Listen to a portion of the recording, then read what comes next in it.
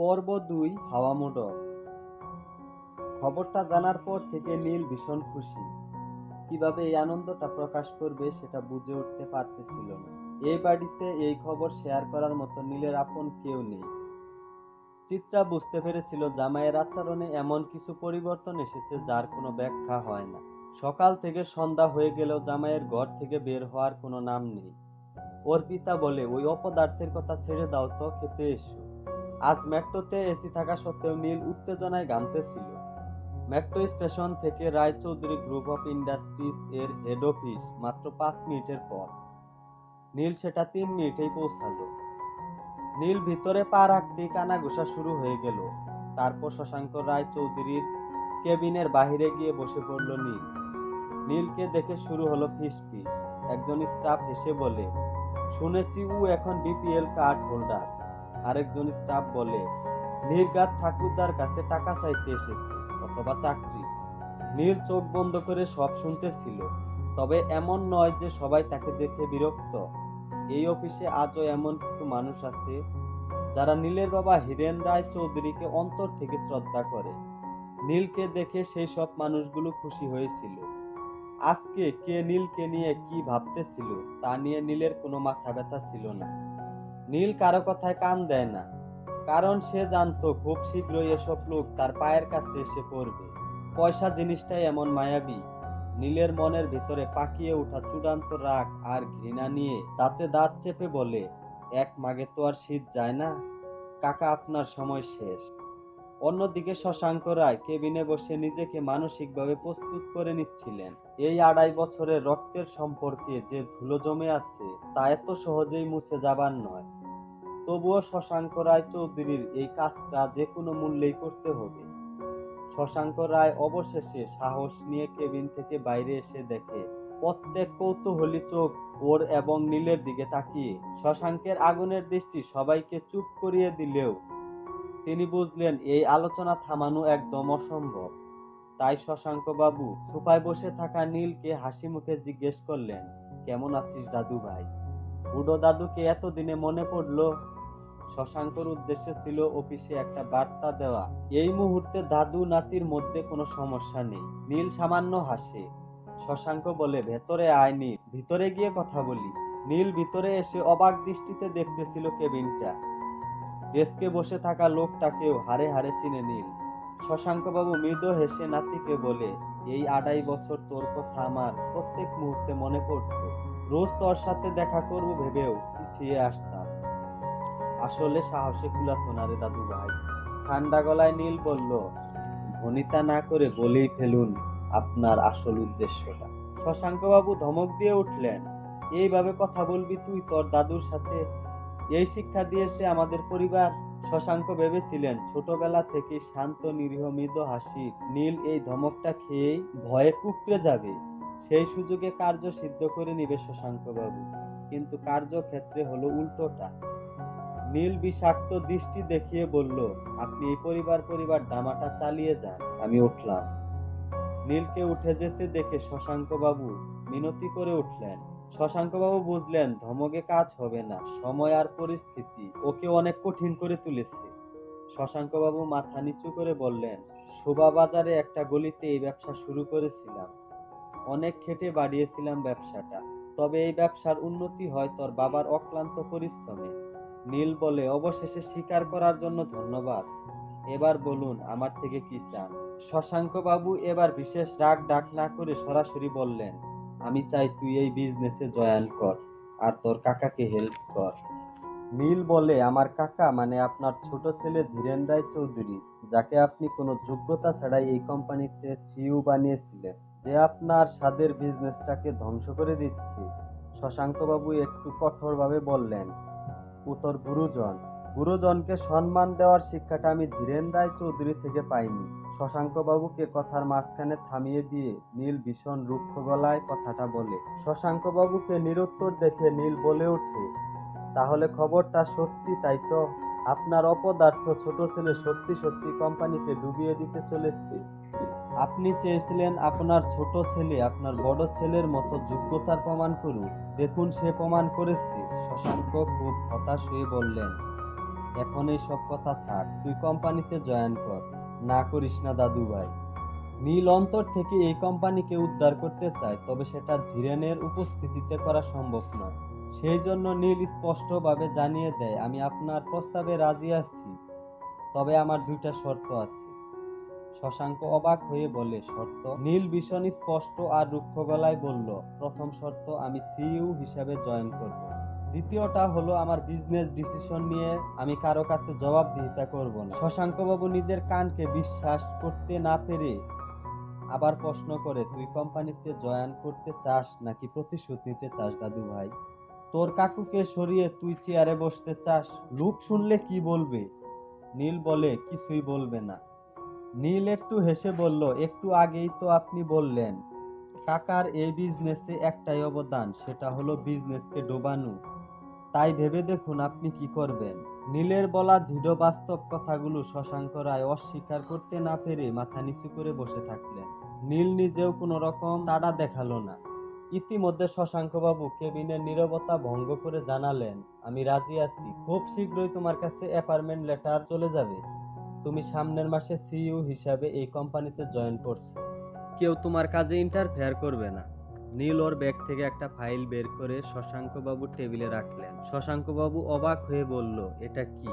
নীল মুচকি হেসে বলল, আমার মন বলতো আপনি নিজের স্বার্থে আমাকে ডাকবেন, তাই এই এগ্রিমেন্টটা বানিয়ে রেখেছিলাম। আমাদের মধ্যে যা কথা হলো সব এখানে লেখা আছে, আপনি পড়ে একটা সাইন করে দেন। শশাঙ্কবাবু এতক্ষণে ভালোভাবে বুঝে গিয়েছেন নীলের মনের ভিতরে জমে থাকা ক্ষত শুকাতে সময় লাগবে, তাই বেশি কথা না বাড়িয়ে কাগজটা পড়ে সাইন করে দেন। সাইন করার পর একটা কপি তার কাছে রাখলেন আর ফাইলটা দিয়ে দিলেন। নীল স্বস্তির নিঃশ্বাস ফেলার ভান করে বললেন, যাক বাবা, এবার নিশ্চিন্ত হওয়া গেল। নীল ফাইলটা ব্যাগে ভরে হাসি মুখে বলল, এখন আবার আমরা ফ্যামিলি হয়ে গেলাম। দরকার পড়লে ফোন করব, ফোন ধরবেন আর যা যা করতে বলবো তা করে দেবেন। নীল বাহিরে এসে রাস্তায় দাঁড়িয়েছিল। আজ অনেক দিন বাদে ও অনেক খুশি। 4 বছর আগে কলেজ শেষ করে ও যখন আদ্রিতার বাবার সাথে কাজ শুরু করে, তখন শুধুমাত্র আদ্রিতার বাবাই জানতো এই নীল রায় চৌধুরী আসলে রয় চৌধুরী গ্রুপের সিইও হীরেন রায় চৌধুরীর ছেলে। নীল আদ্রিতার বাবাকে ভীষণভাবে শ্রদ্ধা করত। আদ্রিতাকে প্রথম দেখাতেই নীল ভালোবেসে ফেলেছিল। অথচ সেই আদ্রিতাকে বিয়ে করে নীল গত 2.5 বছরে অপমান আর অবহেলা ছাড়া আর কপালে কিছুই জোটেনি। মেট্রো স্টেশনে এসে ব্যাগ থেকে ফাইলটা বের করে দেখতেছিল নীল। একবার ওর মনে হলো ছুটে গিয়ে আদ্রিতাকে ওর আসল পরিচয়টা জানাক, কিন্তু নিজের শ্বশুরের বলা একটা কথা তার মনে পড়ে যায়। উনি বলতেন, মানুষ হলো হাওয়া মোড়ক। হাওয়া মোড়ক যেমন হাওয়ার দিক ঘুরে যায়, মানুষও তেমনি টাকা দেখলে টাকার দিকে ঘুরে যায়। তাই জীবনে মানুষ চিনতে হলে নিজের আশেপাশে টাকা বইতে দিও না। নীল স্থির করে, এখনই না, এই খবরটা এখন চাপা থাক, আরো চেনা বাকি আছে। একদিন নীলকে আদ্রিতা অনেক অপমান করতেছিল, তখন নীল বলে ওঠে, আমি অপদার্থ নই আদ্রিতা, তুমি আমার আসল পরিচয় জানো না। আমি রায়চৌধুরী পরিবারের ছেলে, কোম্পানি নতুন সিইও। এক নিঃশ্বাসে নীল আদ্রিতাকে মনের সব কথা জানিয়ে দেয়। সত্যিটা জানিয়ে দিল আদ্রিতাকে নীল। এবার তাহলে কি ঘটতে চলেছে? তাহলে বৈবাহিক জীবনে কি ছন্দ ফিরে আসবে নাকি ছন্দপতন ঘটবে? জানতে হলে চ্যানেলটি সাবস্ক্রাইব করে পাশেই থাকুন।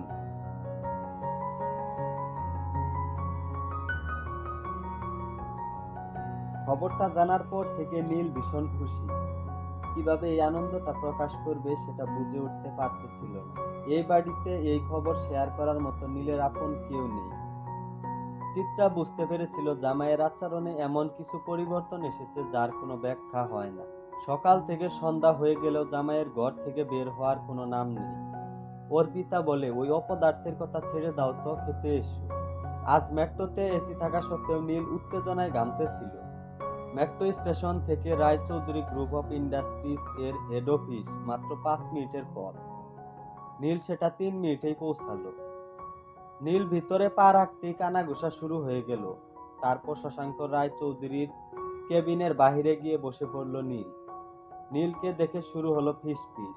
একজন স্টাফ হেসে বলে, শুনেছি ও এখন বিপিএল কার্ড হোল্ডার।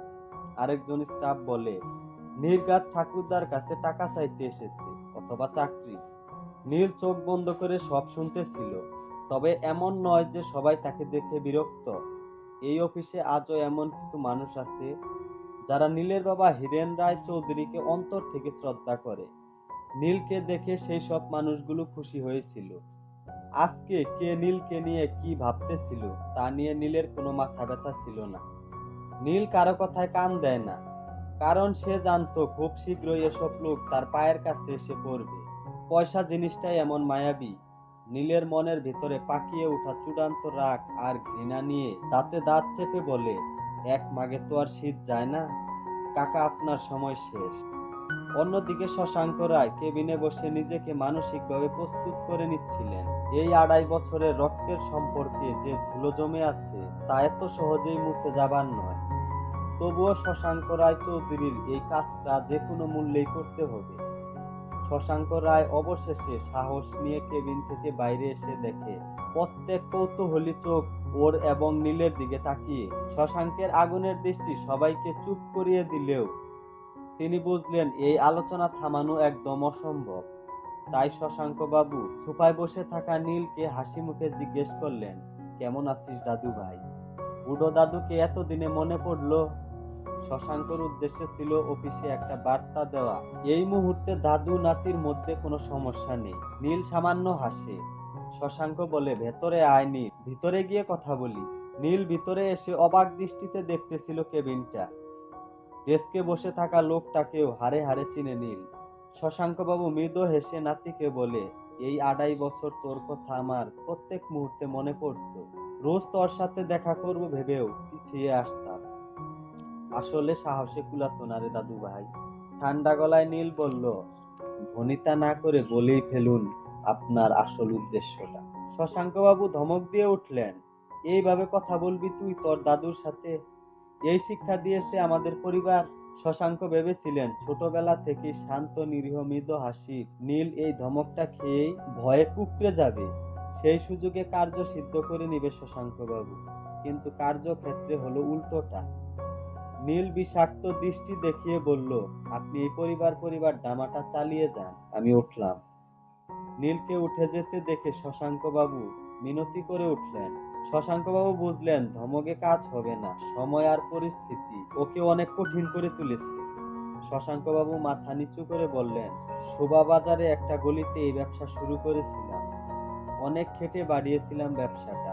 তবে এই ব্যবসার উন্নতি হয় তোর বাবার অক্লান্ত পরিশ্রমে। নীল বলে, অবশেষে স্বীকার করার জন্য ধন্যবাদ।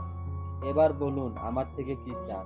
শশাঙ্ক বাবু এবার বিশেষ রাগ ডাক না করে সরাসরি বললেন, আমি চাই তুই এই বিজনেসে জয়েন কর আর তোর কাকাকে হেল্প কর। নীল বলে, আমার কাকা মানে আপনার ছোট ছেলে ধীরেন রায় চৌধুরী, যাকে আপনি কোনো যোগ্যতা ছাড়াই এই কোম্পানিতে সিইও বানিয়েছিলেন, যে আপনার স্বাদের বিজনেসটাকে ধ্বংস করে দিচ্ছে। শশাঙ্ক বাবু একটু কঠোরভাবে বললেন, ও তোর গুরুজন। গুরুজনকে সম্মান দেওয়ার শিক্ষাটা আমি ধীরেন রায় চৌধুরী থেকে পাইনি। শশাঙ্ক বাবুকে কথার মাঝখানে থামিয়ে দিয়ে নীল ভীষণ রুক্ষ গলায় কথাটা বলে। শশাঙ্ক বাবুকে নিরুত্তর দেখে নীল বলে ওঠে, তাহলে খবরটা সত্যি তাই তো? আপনার অপদার্থ ছোট ছেলে সত্যি সত্যি কোম্পানিকে ডুবিয়ে দিতে চলেছে। আপনি চেয়েছিলেন আপনার ছোট ছেলে আপনার বড় ছেলের মতো যোগ্যতার প্রমাণ করুক। দেখুন সে প্রমাণ করেছে। শশাঙ্ক খুব হতাশ হয়ে বললেন, এখন এই সব কথা থাক, তুই কোম্পানিতে জয়েন কর। না করিস না দাদু ভাই। নীল অন্তর থেকে এই কোম্পানিকে উদ্ধার করতে চায়, তবে সেটা ধীরেনের উপস্থিতিতে করা সম্ভব নয়। সেই জন্য নীল স্পষ্টভাবে জানিয়ে দেয়, আমি আপনার প্রস্তাবে রাজি আছি, তবে আমার 2টা শর্ত আছে।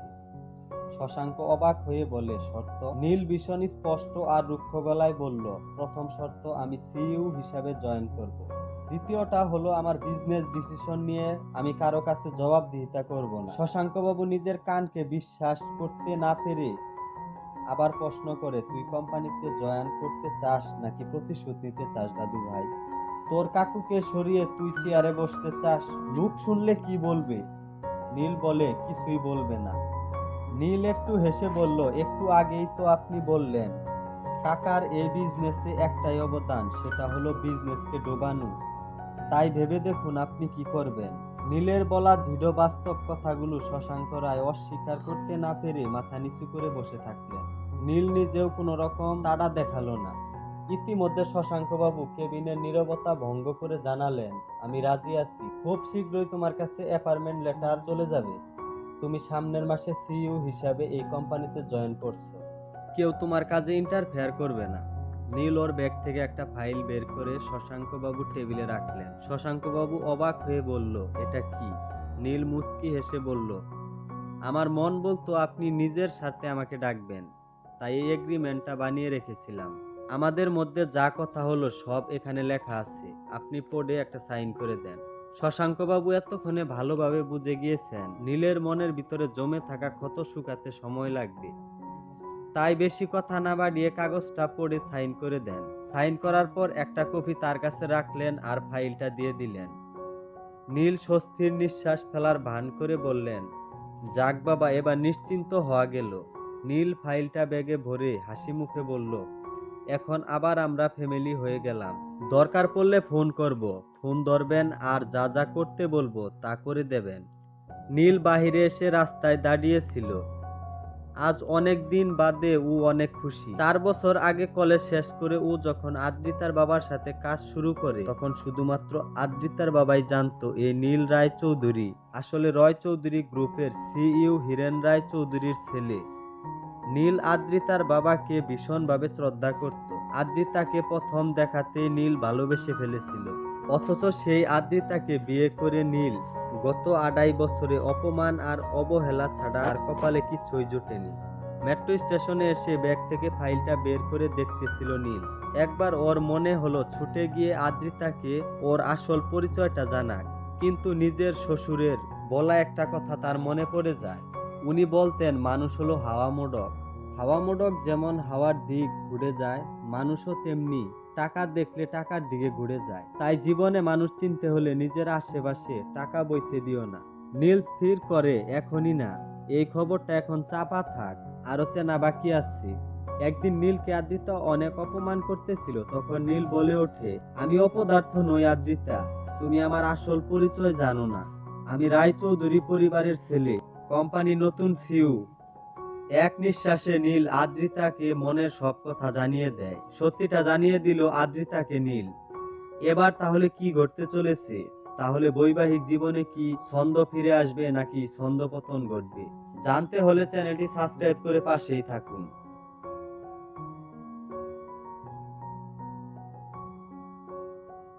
খবরটা জানার পর থেকে নীল ভীষণ খুশি। কিভাবে এই আনন্দটা প্রকাশ করবে সেটা বুঝে উঠতে পারতেছিল না। এই বাড়িতে এই খবর শেয়ার করার মতো নীলের আপন কেউ নেই।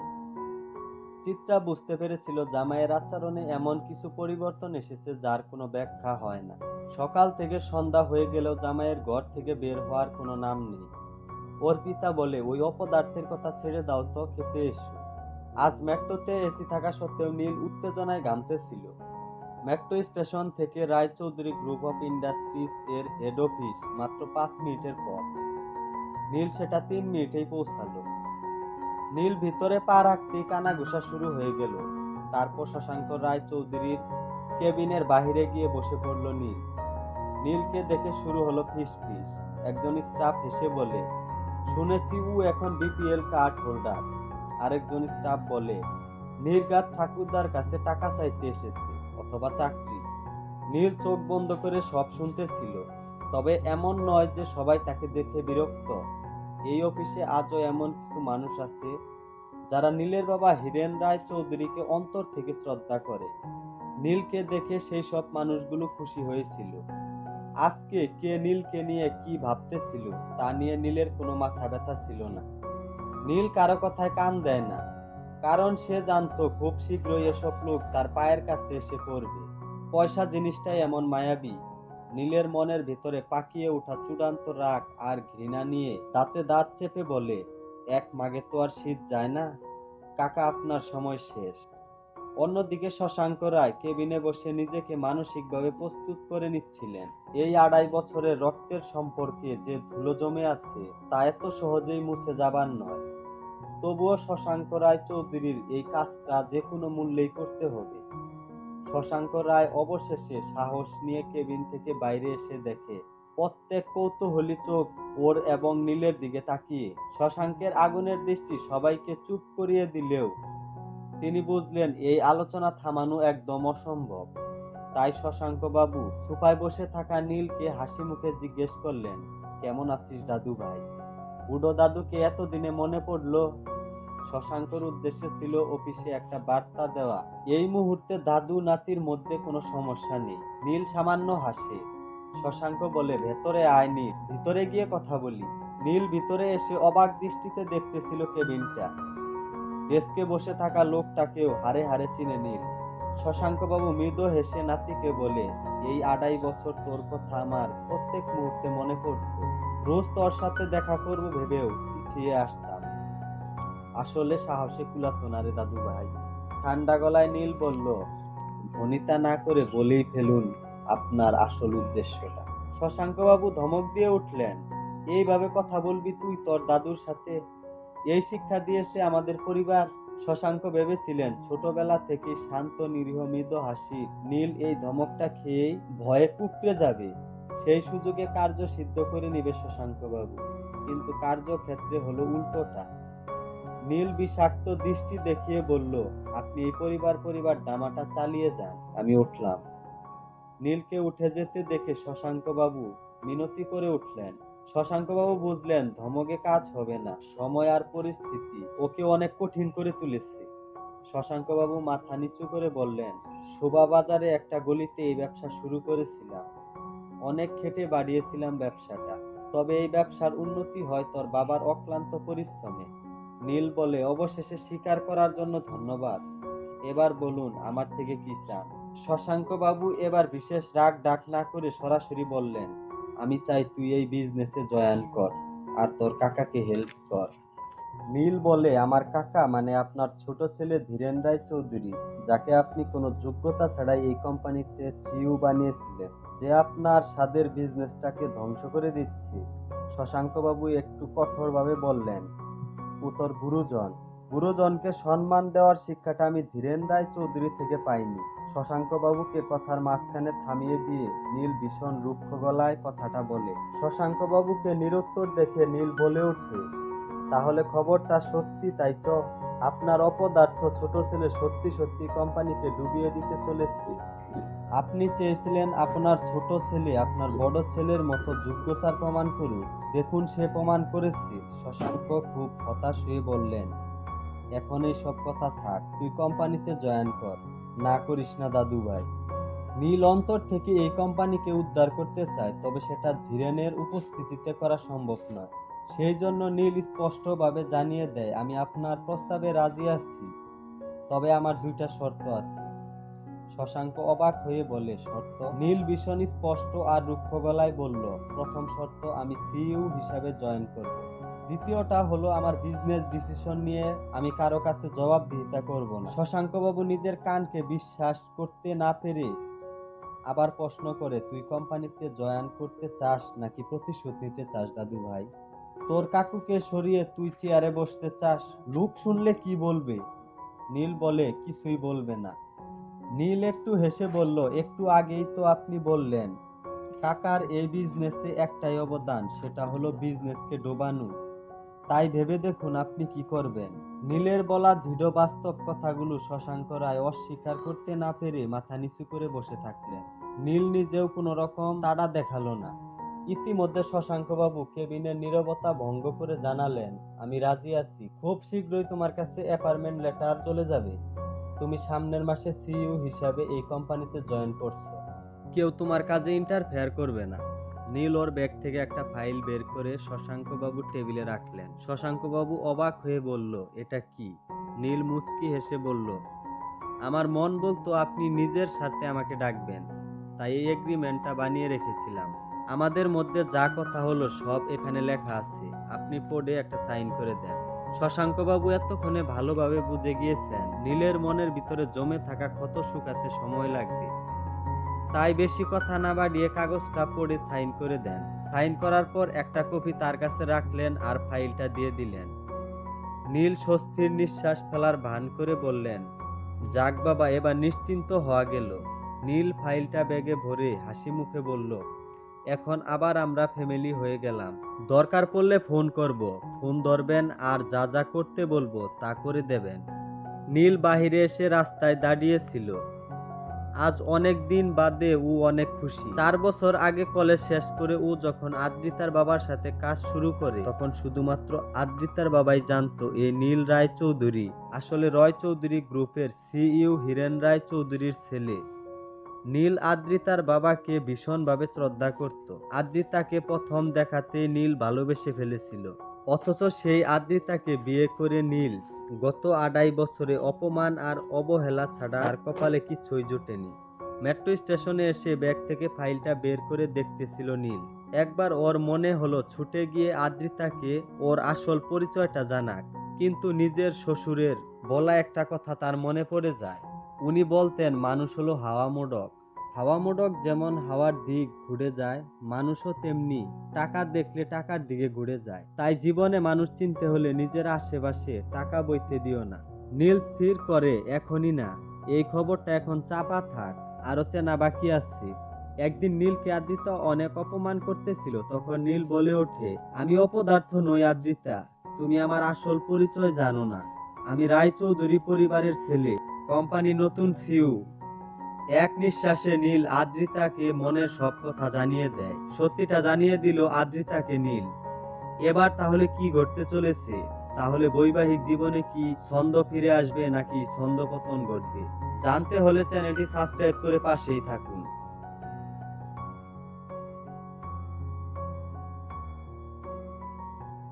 খবরটা জানার পর থেকে নীল ভীষণ খুশি।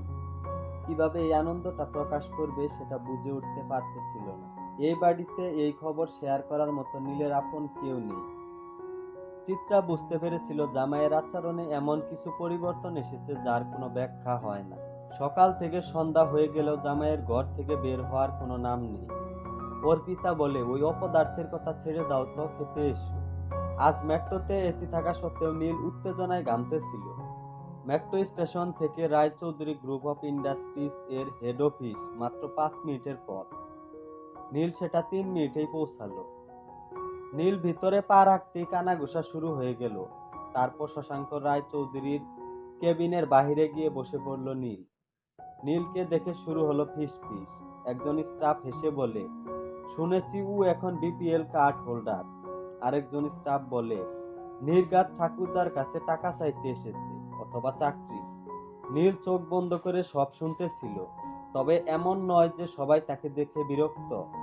এই অফিসে আজও এমন কিছু মানুষ আছে যারা নীলের বাবা হিরেন রায় চৌধুরীকে অন্তর থেকে শ্রদ্ধা করে। নীলকে দেখে সেই সব মানুষগুলো খুশি হয়েছিল। আজকে কে নীলকে নিয়ে কি ভাবতেছিল তা নিয়ে নীলের কোনো মাথা ব্যথা ছিল না। নীল কারো কথায় কান দেয় না, কারণ সে জানতো খুব শীঘ্রই এসব লোক তার পায়ের কাছে এসে পড়বে।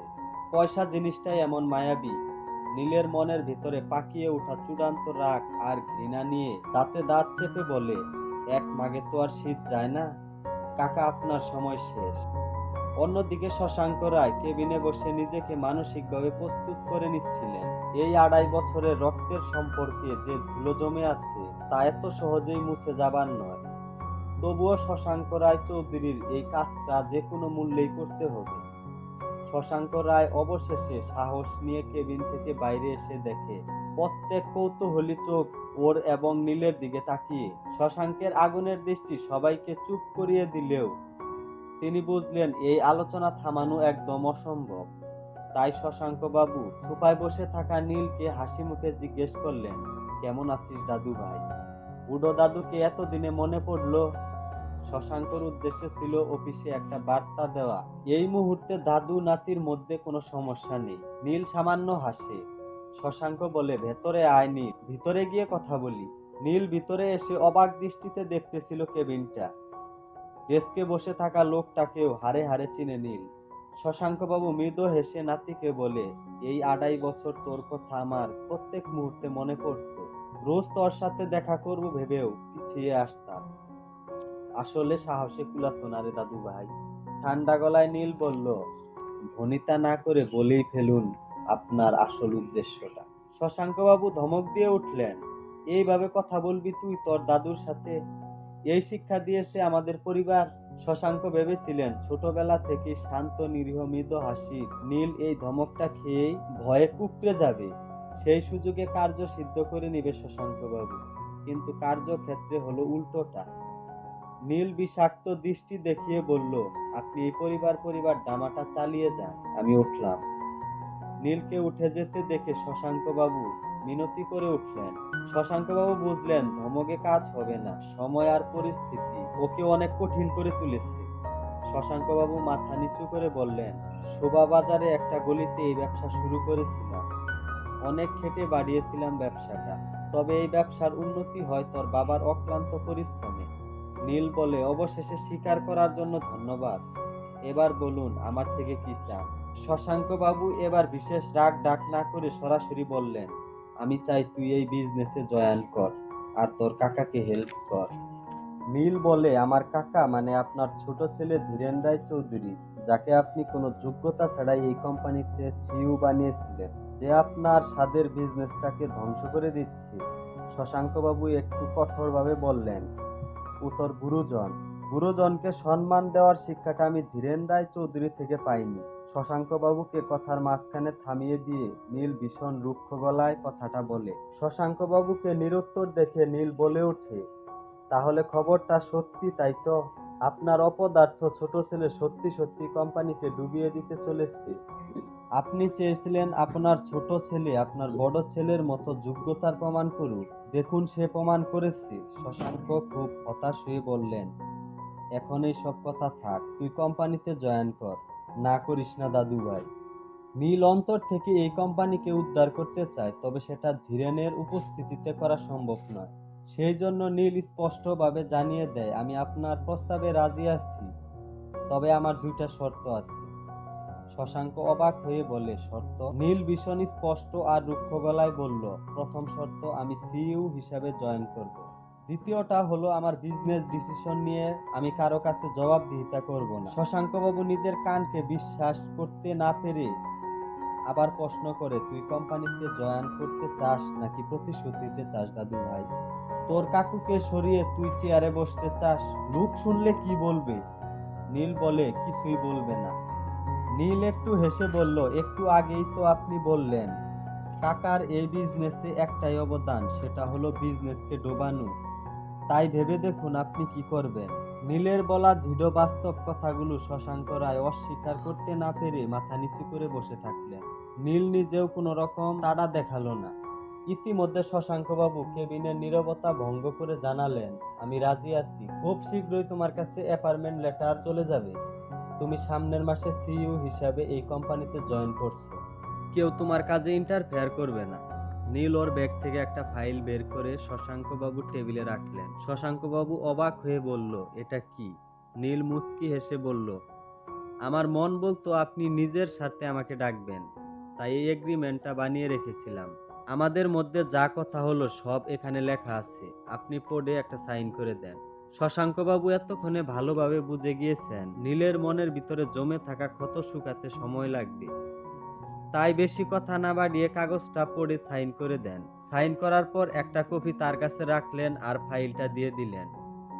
নীল স্বস্তির নিঃশ্বাস ফেলার ভান করে বললেন, যাক বাবা, এবার নিশ্চিন্ত হওয়া গেল। নীল ফাইলটা ব্যাগে ভরে হাসি মুখে বলল, এখন আবার আমরা ফ্যামিলি হয়ে গেলাম। দরকার পড়লে ফোন করব, ফোন ধরবেন আর যা যা করতে বলবো তা করে দেবেন। নীল বাহিরে এসে রাস্তায় দাঁড়িয়েছিল। আজ অনেক দিন বাদে ও অনেক খুশি। 4 বছর আগে কলেজ শেষ করে ও যখন আদ্রিতার বাবার সাথে কাজ শুরু করে, তখন শুধুমাত্র আদ্রিতার বাবাই জানতো এই নীল রায় চৌধুরী আসলে রয় চৌধুরী গ্রুপের সিইও হীরেন রায় চৌধুরীর ছেলে। নীল আদ্রিতার বাবাকে ভীষণভাবে শ্রদ্ধা করত। আদ্রিতাকে প্রথম দেখাতেই নীল ভালোবেসে ফেলেছিল। অথচ সেই আদ্রিতাকে বিয়ে করে নীল গত 2.5 বছরে অপমান আর অবহেলা ছাড়া আর কপালে কিছুই জোটেনি। মেট্রো স্টেশনে এসে ব্যাগ থেকে ফাইলটা বের করে দেখতেছিল নীল। একবার ওর মনে হলো ছুটে গিয়ে আদ্রিতাকে ওর আসল পরিচয়টা জানাক, কিন্তু নিজের শ্বশুরের বলা একটা কথা তার মনে পড়ে যায়। উনি বলতেন, মানুষ হলো হাওয়া মোড়ক, হাওয়া মোড়ক যেমন হাওয়ার দিক ঘুরে যায়, মানুষও তেমনি টাকা দেখলে টাকার দিকে ঘুরে যায়। তাই জীবনে মানুষ চিনতে হলে নিজের আশেপাশে টাকা বইতে দিও না। নীল স্থির করে এখনই না, এই খবরটা এখন চাপা থাক, আরো চেনা বাকি আছে। একদিন নীলকে আদ্রিতা অনেক অপমান করতেছিল, তখন নীল বলে ওঠে, আমি অপদার্থ নই আদ্রিতা, তুমি আমার আসল পরিচয় জানো না। আমি রায়চৌধুরী পরিবারের ছেলে, কোম্পানি নতুন সিইও। এক নিঃশ্বাসে নীল আদ্রিতাকে মনের সব কথা জানিয়ে দেয়, সত্যিটা জানিয়ে দিল আদ্রিতাকে নীল। এবার তাহলে কি ঘটতে চলেছে? তাহলে বৈবাহিক জীবনে কি ছন্দ ফিরে আসবে নাকি ছন্দপতন ঘটবে? জানতে হলে চ্যানেলটি সাবস্ক্রাইব করে পাশেই থাকুন।